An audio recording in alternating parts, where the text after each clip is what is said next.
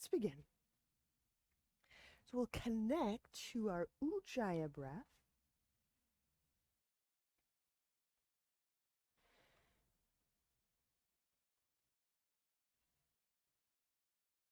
And your seated position, likely cross-legged of some sort. You feel your sit bones and your tailbone rooted down.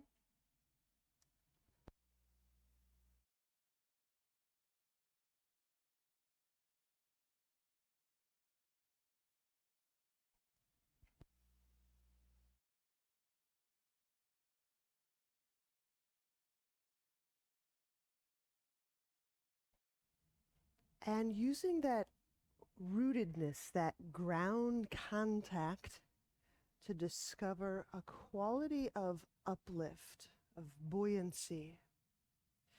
So one necessarily needs the other, but that doesn't always mean that we get to sense them. So I just give you a moment to just play with it. Some people will get it quite instinctively, immediately, descent and ascent, that ground and that related buoyancy. And some of us will just kind of keep playing with it. We'll accept the words for, years and years, and something will start to develop or grow or click on.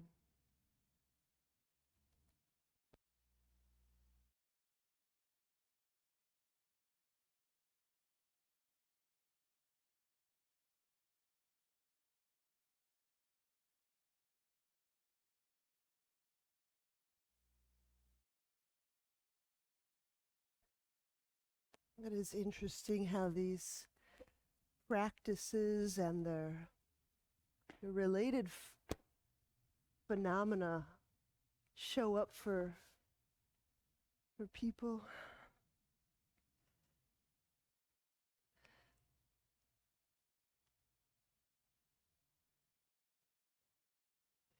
Right, and then feeling the arms release and relax the weight. And as you're releasing the weight, tension from the shoulder, the neck, feel how the hands just tend to soften and open. It's not a command given by the brain to the body, open. It's more of a downstream effect of sensing, perceiving density or tension, and releasing from that precise location in the body. And that movement of release transmits through the body to the hands.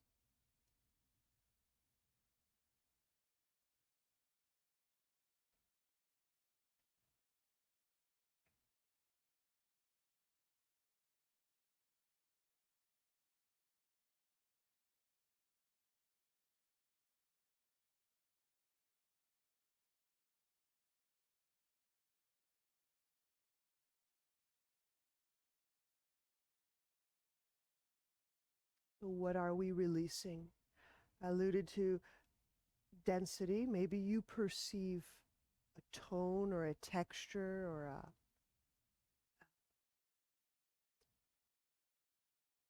a way that the body has collected itself.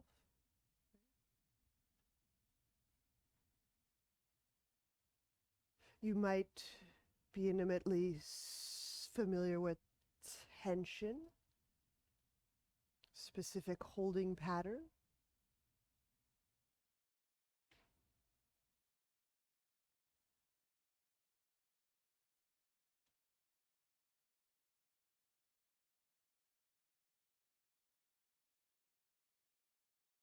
You're releasing from a quality of mind or location,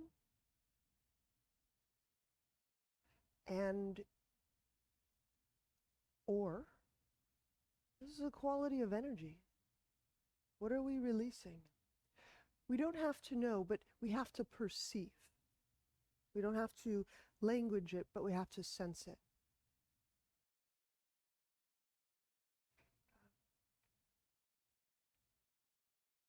And sometimes we sense it in the aftermath. Oh, something just released. I can feel it, the difference.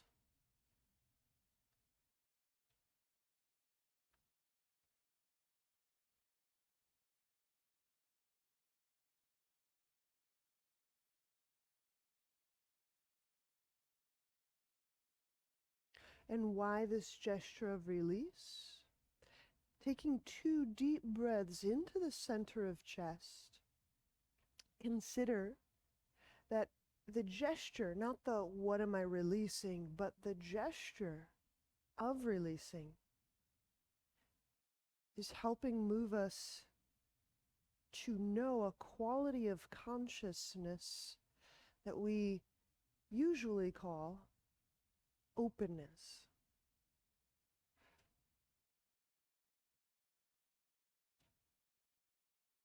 So we don't have to whoop up some issue or historical problem to release. It's not so much the what, but the gesture of letting something into the open, letting something, letting,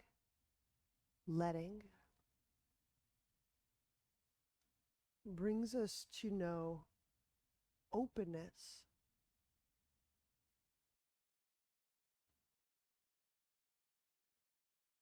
Which you might feel in the center of your chest or elsewhere in your body. So taking 2 more deep breaths into the heart space, and we're just doing a little check.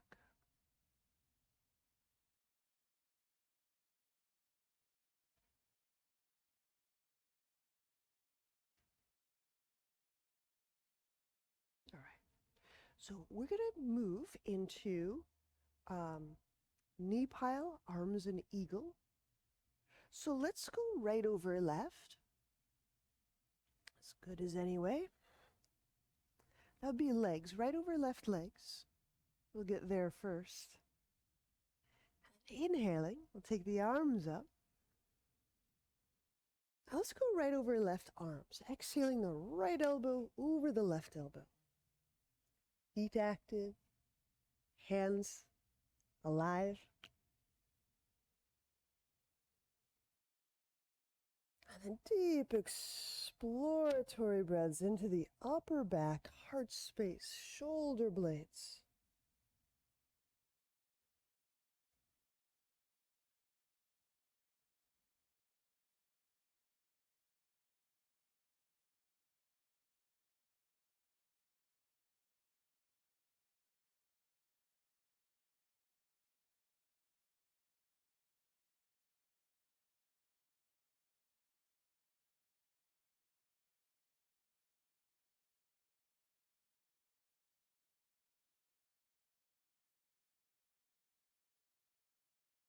And release.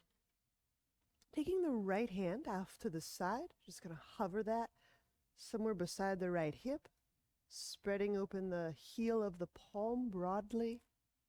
Inhaling, and now reaching for the highest parts of the rib cage. So we're into collarbone, shoulder joint territory, and all these muscles that join the shoulder to the neck, to the head, to the ribs.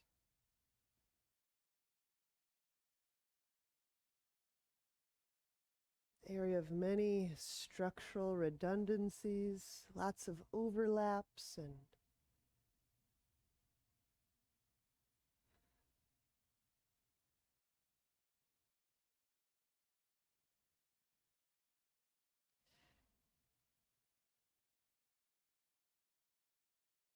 tipping the chin slightly down so you can access, pardon me,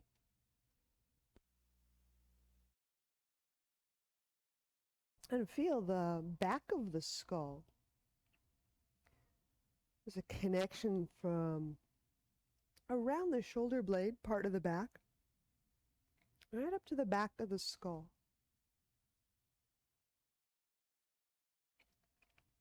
And so as you're breathing, inhaling, the motion of the inhale lifts the upper back as well as the chest.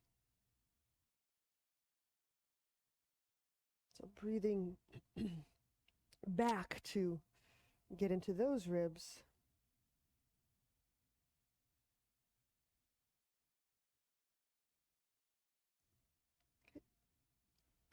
And then we'll move the right foot over the thigh, like a half lotus or a cross-legged.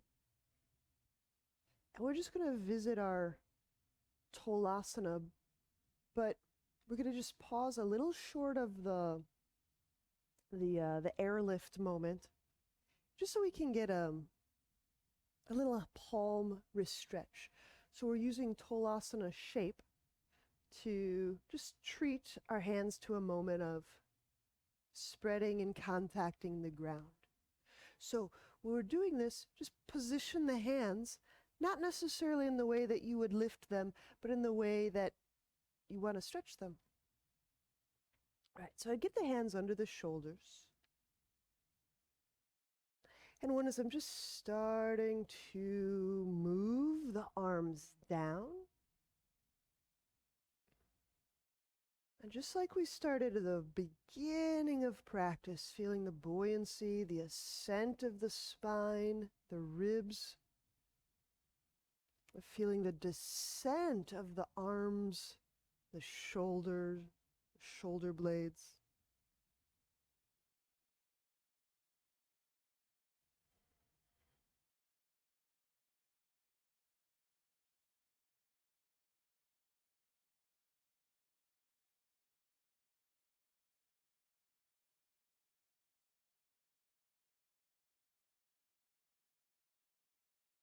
And release.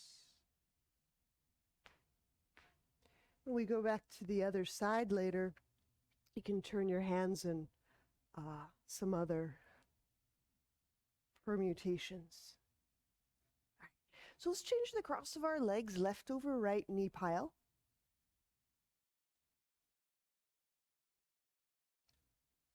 Inhaling the arms up overhead and taking the arms into eagle, left over right.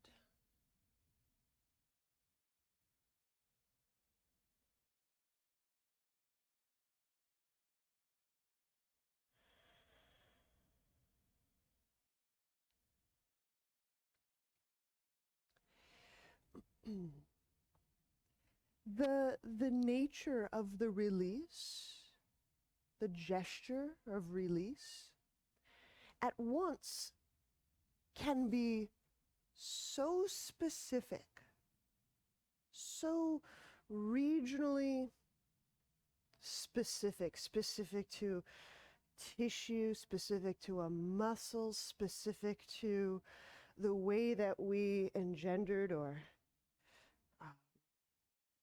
kind of got our, made this quality of contraction. And it can be quite global. So when I'm doing a practice like the gesture of release over and over and over, I find it useful to promote that gesture globally.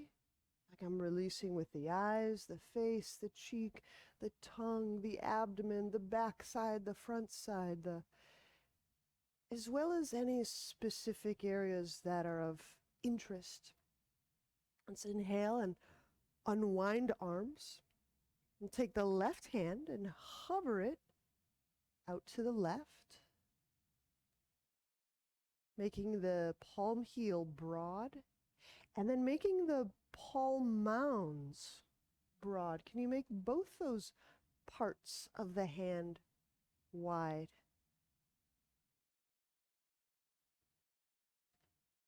Okay. We have the hand low-ish, lower than the shoulder.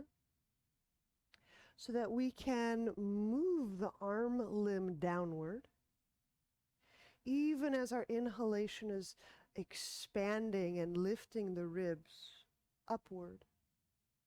I really want you to get those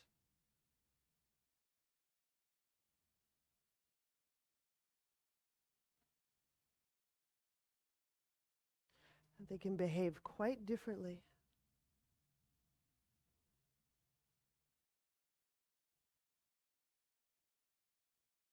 Okay, we're going to tip the chin a little to the right.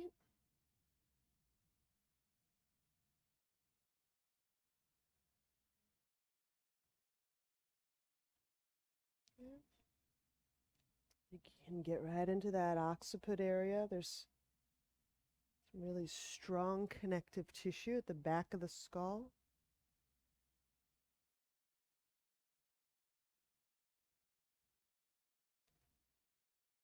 Okay, and when we release, we'll adjust our seated into half lotus or cross-legged. We're left over right still. We're doing one more version of, we'll say, almost Talasana. So placing the hands under the shoulders. If you need a slightly different orientation, just for flavor, you can position the hands or fingers backward. Okay. So all these positions, of course, are going to bring up different kind of sheaths and lines and areas of the arm, elbow. For play, right? All right. So pressing down, deep breath.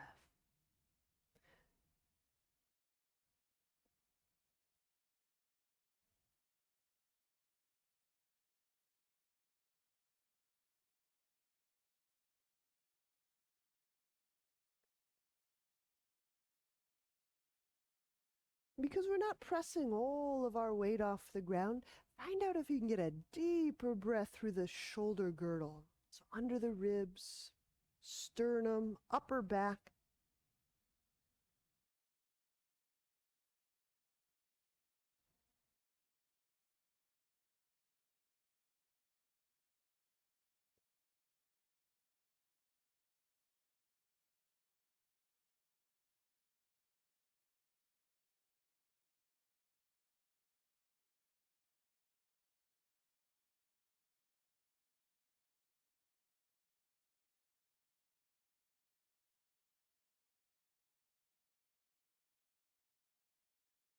And release. Okay, I'm going to describe some arm positions so that we can breathe into the upper back in a few ways that we don't get into by just doing dolphin. Dolphin's wonderful. Okay, so I'm going to show you on the wall what we'll be doing on the ground. The wall is just the visual. The ground is where the action will be. So I want to use the longest bit of my mat for my hands. So I'm going to get a blanket for my knees. So I'll show you on the ground and then I'll show you on the wall for a better visual.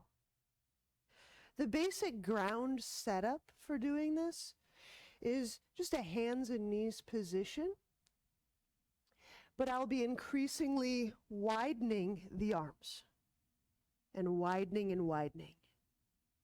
So you'll want some comfort under your knees. And I like to use the long bit of my mat so I can keep traveling my arms out. All right, so now I'll do it on the wall for a little better visual. We're pretending this is the floor. I'm just making wide arms. So wider than shoulder. And then just increasingly wider. We'll go through like about 3 steps of it. Okay. So if we have a hands and knees, we'll consider and use all of the things we know about dolphin. The wrapping, the broadening of the upper back. So I'll start with a fairly wide. I'm 2.5 feet wide. And it's just hands and knees. And I'm inhaling the ribs right up to the sky between the shoulder blades. I'm also moving the shoulders down away from the jaw. So if I were a seamstress and I wanted to kind of stretch my textiles out over the workbench, I'd push the fabric out, kind of smoothing it out in front of my face. So it's that kind of action. I'm kind of smoothing the textile, stretching it out under my face. Okay, so we're going to move the hands a little wider. Yes, my face does get a little lower to the ground. If you're concerned, you can put something under your forehead, but I think you're fine.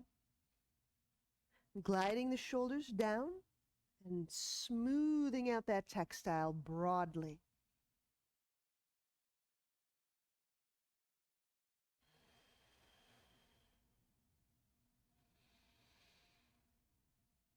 This might be an interesting set of positions to learn about how your rib cage is sometimes rotated or how the arms move, so they might wrap quite differently. So I still have those serratus, those the muscles we use to pull the shoulder blades down the ribs. Those are working.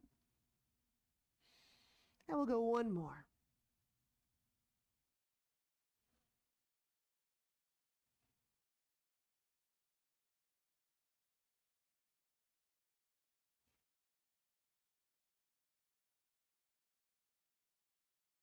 Relaxing the neck.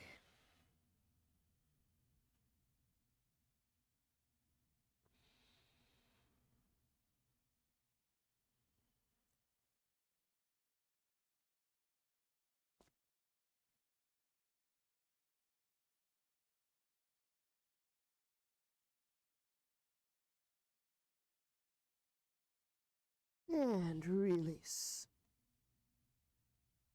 All right. So when we kind of go through the whole kind of pantheon of arm movements in yoga, it is maybe a little unusual. The arms go up and the arms go out to the side and the arms go down. And there's a whole bunch of other shoulder blade positions here. So now let's set up some dolphin. We'll move back onto our mats, set up the elbows under the shoulders. And maybe some of that broadness and motion of the shoulder blades widening apart, maybe that's still evident.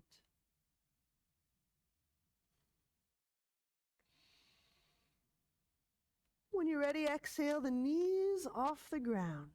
Dolphin.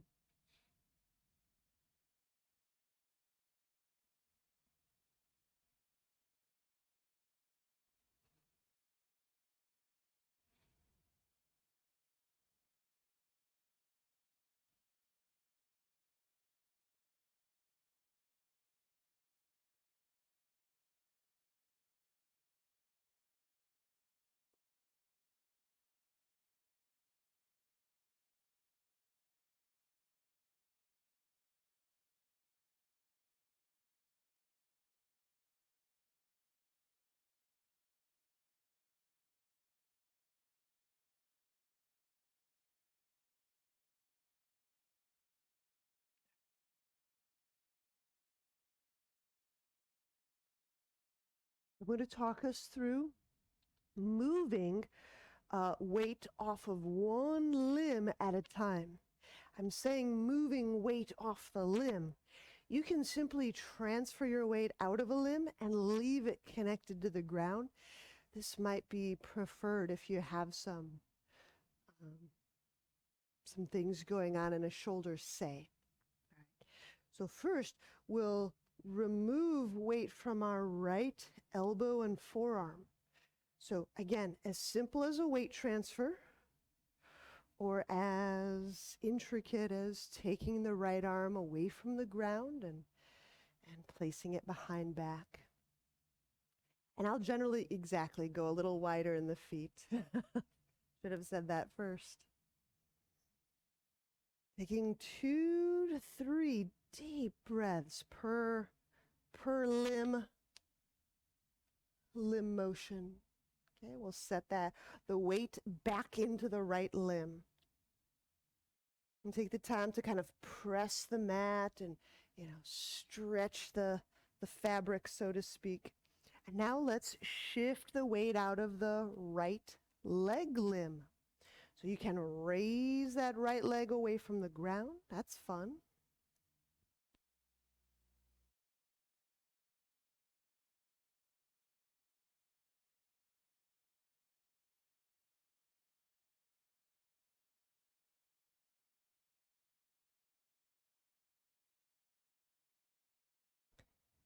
And then we'll place that right leg limb back or transfer the weight back into the right leg limb. Right, left leg limb. Transferring the weight out of the left foot. You can do this by lifting the left leg off the ground. There we go. Boop.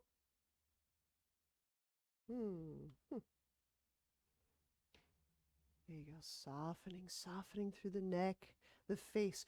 So that gesture of release, and this is what I'll be offering again and again today, just these little reminders, can be quite local, kind of getting brighter and opening up through the shoulders, right? We'll set that left leg limb down. It can also occur globally. Right, so now we're going to shift the weight out of the left elbow.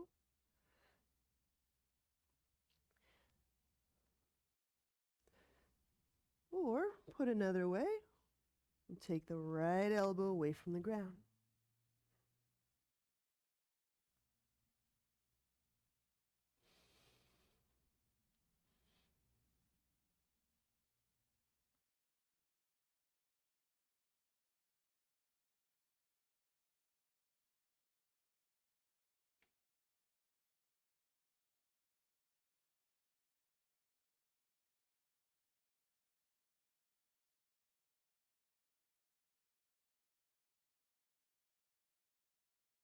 And reset.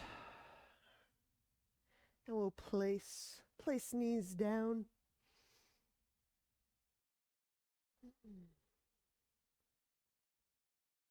Plenty good for arms for the moment. Let's lie on our back. We'll be working frog. And we're going to do frog.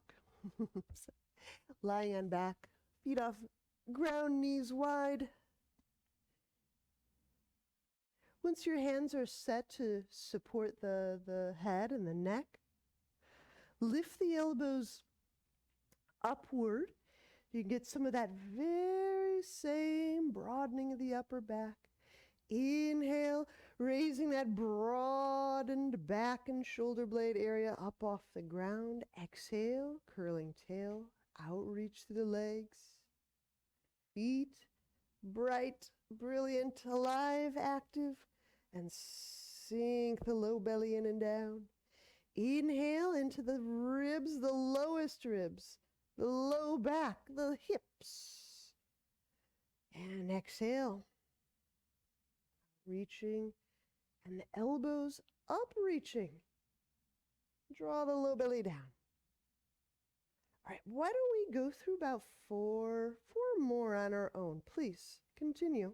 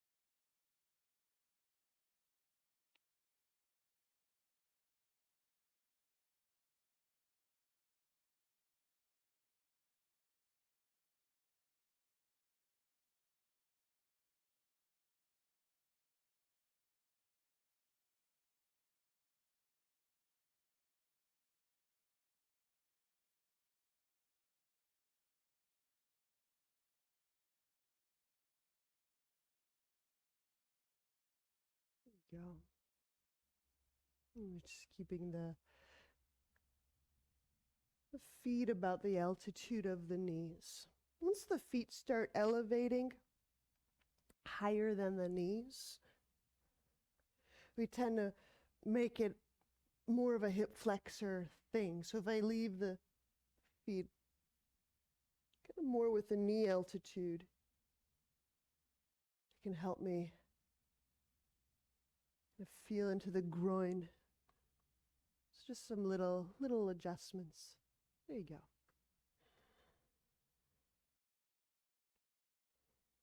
Okay. We'll use our roll in a lying spinal twist. So the roll will get used quite like we do in the abdominals. So a roll or blanket will work. And from lying, just have that roll between your legs. Gather the legs up. I'm going to bend the knees. Inhaling into the low back. And keeping these knees, let's say like over hips. We gather and squeeze as I tip my knees, all the knees and the roll to the left. So by squeezing the roll, this keeps my knees basically one lined up over the other. And if they kind of slide past each other, it's fine, just it'll be a little different in the sacrum. And now reaching the right arm behind you, so into the space at your backside, or up a little higher behind the shoulder or neck.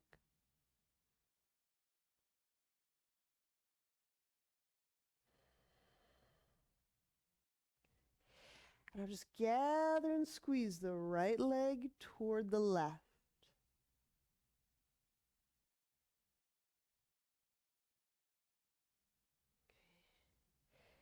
And so one of the ways we can kind of get a little bit more into the hip and the back tissue, and I'll be talking about the right leg here, is now I just slightly elevate my right ankle a little higher than my knee, a little bit like a socket wrench. I'm still in contact with the roll. That's what gives me this rotation.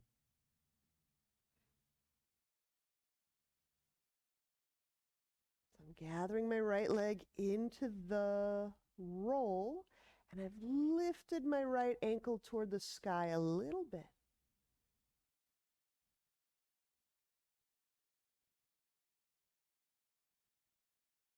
This tends to put a little bit more stretch quality through that, let's say the right low back area, the tissues.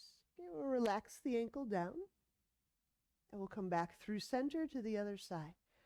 So roll between the legs, the thighs rather, and we'll turn, squeezing the object, turn onto your right side. And keep a little squeeze. Keep that contact as you extend your left arm into the space at your back side.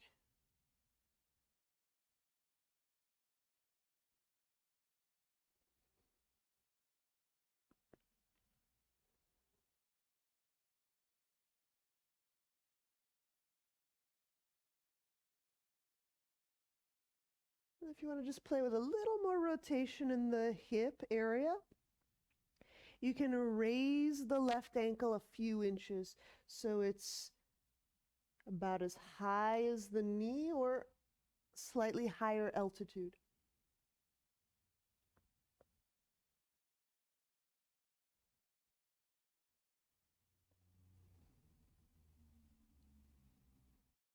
But I do that ankle lift, that internal rotation, in combination with touch squeezing the roll.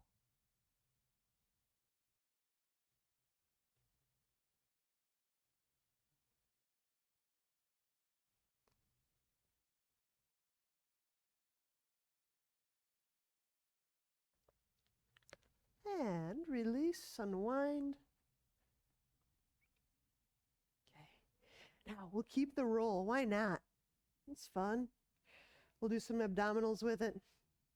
Inhale into the low back. Right out to the hip bones. And now squeeze up that object with your inner legs. You may feel, wow, there's a little more internal rotation there. How fun. Reaching up to the legs, exhale. Float the elbows toward the sky, which brings along the shoulder blades away from the ground toward the sky, which elevates the head, the upper back. Now sink the low belly down. It's getting everything massaged, moving. Inhale, let the head down.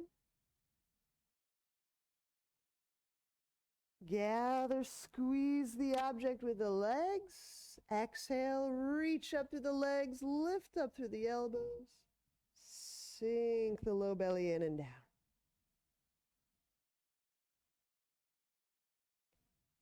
Inhale, let the head down. All right, let's do about 4 more. Please continue. When we have this internal rotation, this thighs can roll inwardly. It tends to spread the tissue on the back side, the sacrum. Maybe you feel that. Maybe you feel that internal rotation in a much different place in your hips or your back.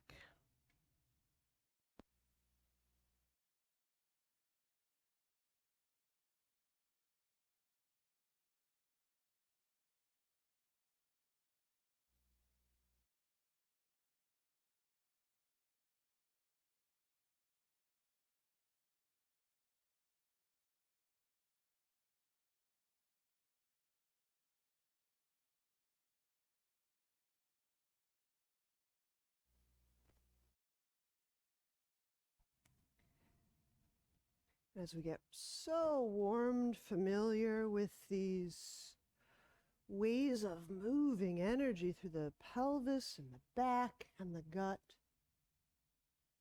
Does breathing deepen? Does it change?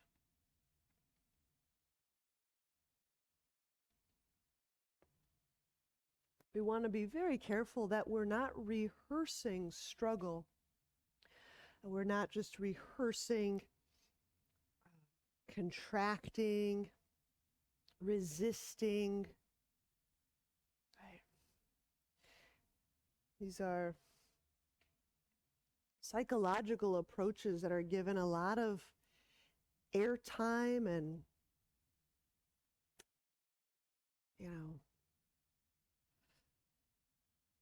they have a great press corps. But in terms of biology and energetics, is that what we might want to rehearse? So the way that we're practicing, the way that we show up is a rehearsal. Many of these moves are they're on the repetition. Repetitions make a different way of seeing.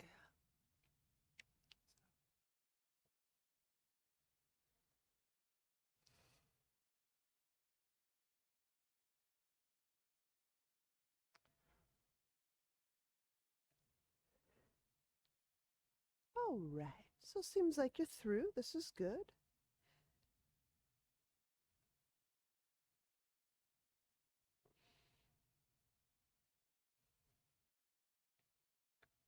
Let's turn to a side.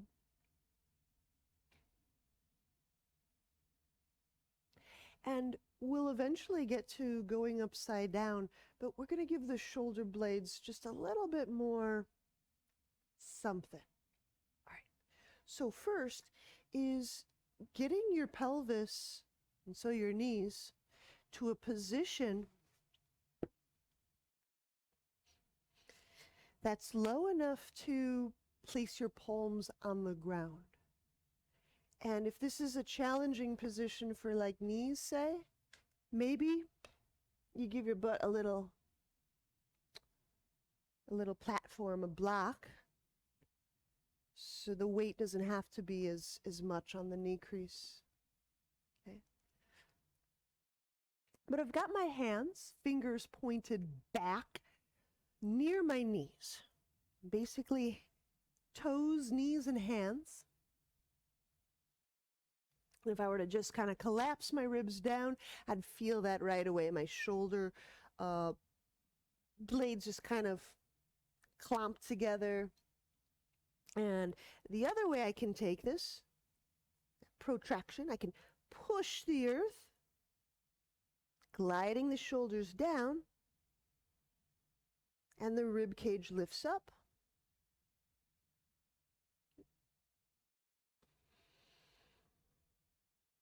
Okay, so now I'm going to start to get lighter on my shins. So again, like Tolasana, I'm not really concerned about bringing my shins off the ground. That's not the point. The point is to give my shoulder more and more gradual amounts of weight and finding out precisely where the field test starts to break a little bit. And I don't mean break like fracture, but I mean I'm supported, and oh, there's a little flicker of unsupport. So pushing the hands, just like Tolasana, my fingers pointed back. The rib cage lifts. And I'm just gradually dosing in weight into my palms. This is going to be very subjective. Some of you have wrist things, shoulder things, so you'll be dosing in the weight that works for you. And I may start to feel the weight coming off my knees, my shins.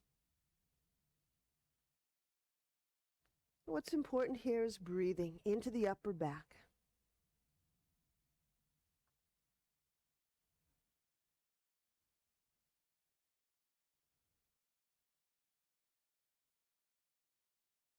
And release. So we're just constructing like the thin bottom layer of things like kind of gliding the legs through the jump throughs, right?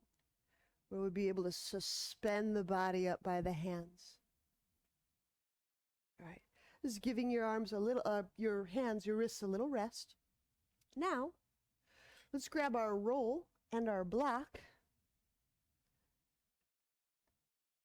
The roll is for the sternum, and the block is just to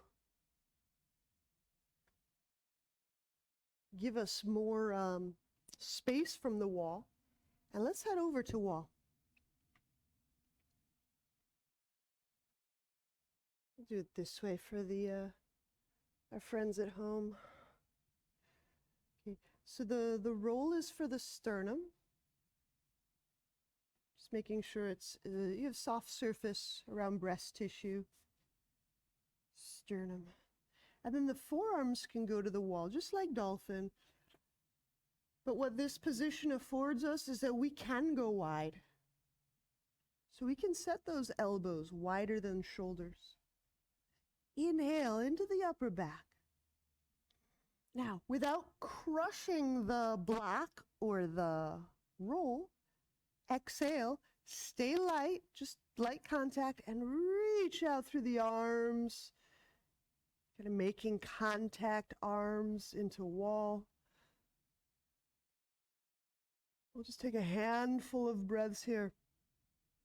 I'm just kind of sneaking my forearms across the wall. A little bit up, a little bit up.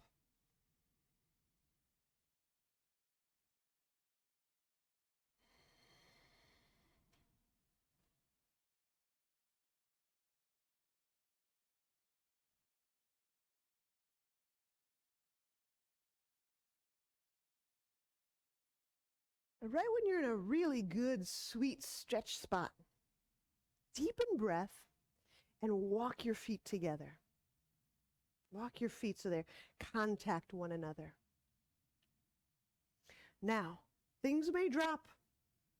Keeping that roll suspended with light touch. remove your left foot from the floor. So you're doing this dolphin move on just your right foot. And the roll and the block are suspended by your sternum against the wall. Deep breath. Okay. And just reset that left foot to the ground. Okay. And I will remove the right foot from the ground. I'm just lifting it an inch. That's all. Just transfers the weight into the left. Now feel the behavior of the shoulders, the behavior of the wrap, the behavior of your breath.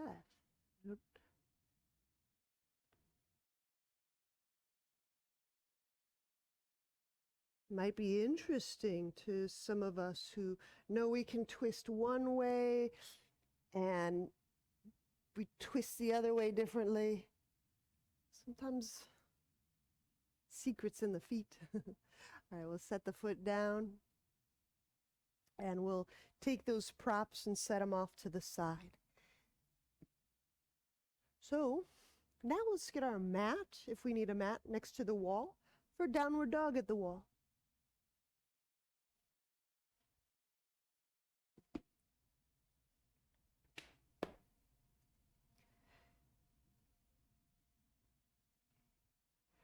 So as we go into this move, we'll do a round of downward dog, and then I'll give us a slightly different variation, which is super fun for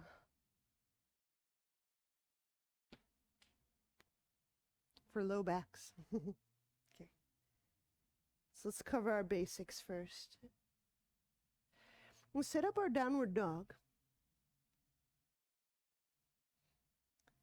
And one of the hopes is that these shoulder blades are, the wrap and the broadening is really starting to occur with ease, I hope. So broadening the very top of the shoulder blade area. If I had to put a spinal location on it, I'd say those very top T spine, so just a little bit below that knobbly spine, just right up in there.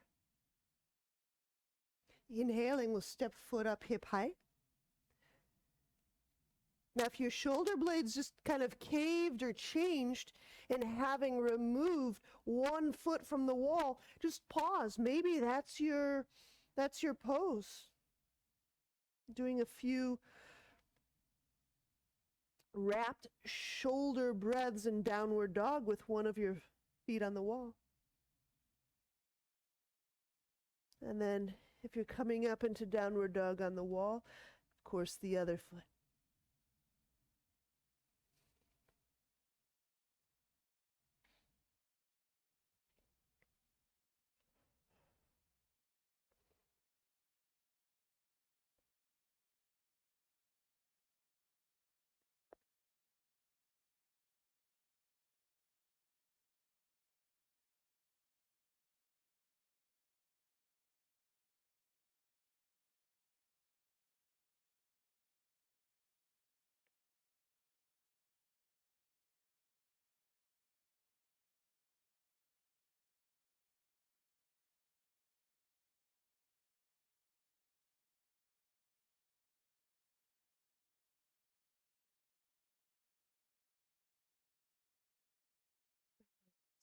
Step down.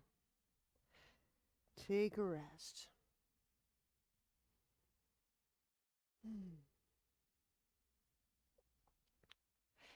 So I'm going to have a little inner debate right now with myself, because there's a really sweet, subtle move in that transition, which I kind of want to point out, but also I want to give you some fun stuff. Okay, let's just do some fun stuff. So I've just got a bunched up a strap, and I want to show it to you first. This could be a towel, this could be I don't know, it could be like a tiny little foam object, but a rolled up towel works really well. I'm going to use my strap. The position of the strap, it's going to be held with my hip crease. Okay? As I'm going to bend over, just so you can see that the strap's not pouring out. Okay. So let me show you how I kind of toy with this on the wall. One is I get my downward dog much snugglier to the wall. Okay, so my footprint is narrower and closer to the wall. And I'm just going to tuck this in my left hip for now. And so I kind of crouch my way in and I put my right foot back. Okay, so right now my left foot, if I lift it up, it suspends and I'm keeping the strap in my crease. Okay. I'm going to inhale and place this right foot up the wall. Now the object is to keep the crease.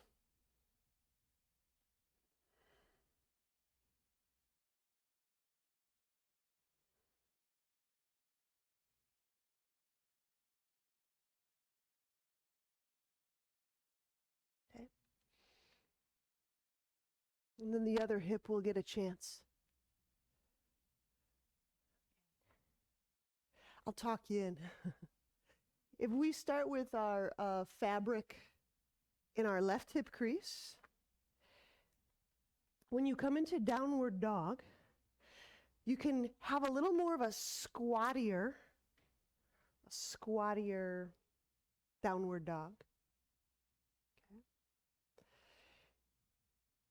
We'll be putting the right foot on the wall for downward dog at the wall. Wrapping the shoulders, and I'll keep that crease, keep that little object, that towel suspended in your left hip crease, and just play with pressing that foot, that leg off the ground, holding the object in your hip crease. It might be a little bit of a brain puzzle the first few times. Just reinsert the object. You want to see it again? Just let me know. Yeah. If you want to see it again, just wave at me. Okay. We'll just play with the left side for a moment. So it causes me to kind of lift and draw and keep my left thigh very, very, very close to my trunk. Yes.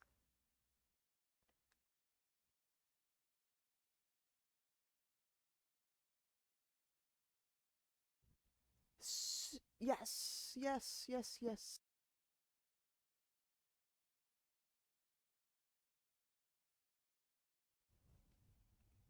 Good. So why don't we give a try to the other side?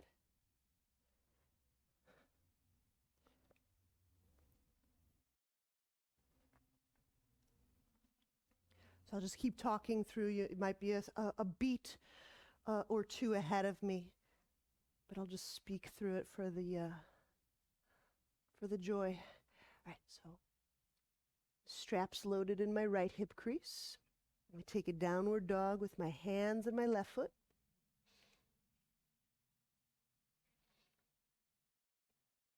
And then we press to put the left foot on the wall.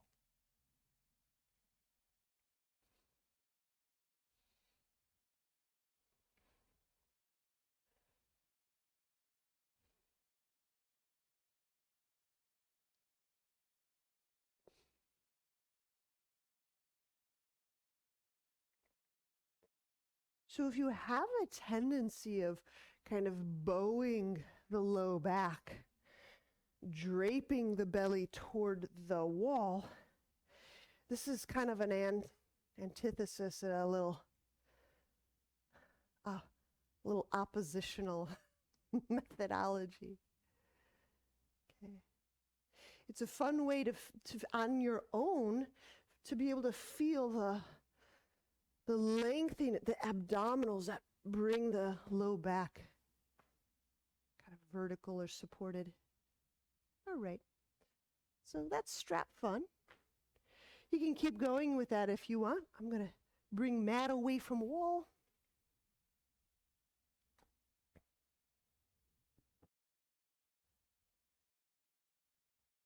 Oh my gosh, time flies. Huh. Well, I'm ready for another hour, but the clock evaporated on me. Well, how about that? Let's take one downward dog together. And we'll call this a fun workbook exercise. And in your downward dog, walk the feet a little bit closer, bending knees if needed, to just imaginally hold a towel in your hip crease. So your ribs and your abdomen will actually touch the thighs.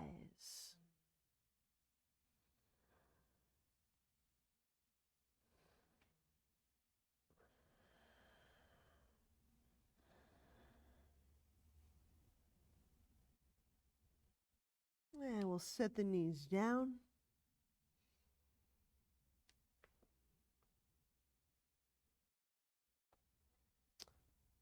This is both amazing and a little unsatisfying, but that's what happens when we don't look at the clock together. All right. Have a sit or a lying position, whatever feels like the best transition to a restful state.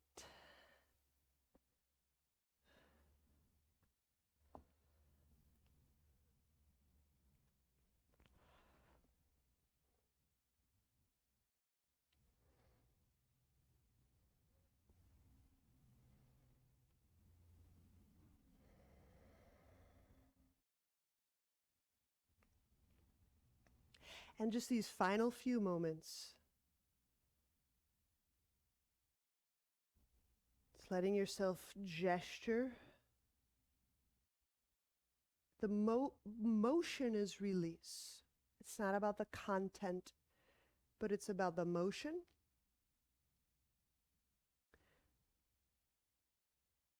The associated phenomena could be energy, muscles, tissues, even mental, emotional content.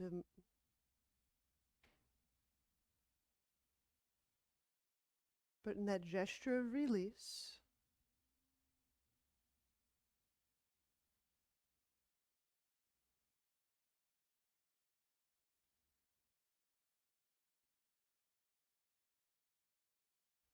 quality of openness. Is this discoverable?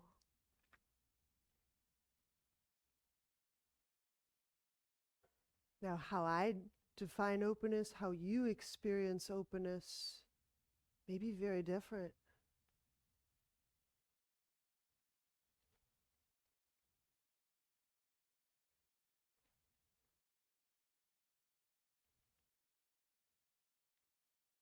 And then making that gesture with the whole body.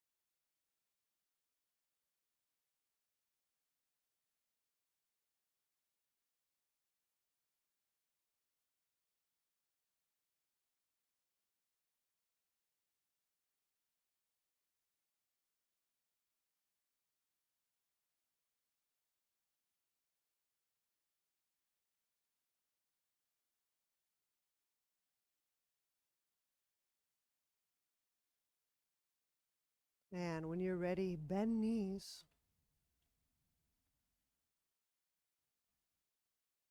Turn to a side and press to seated.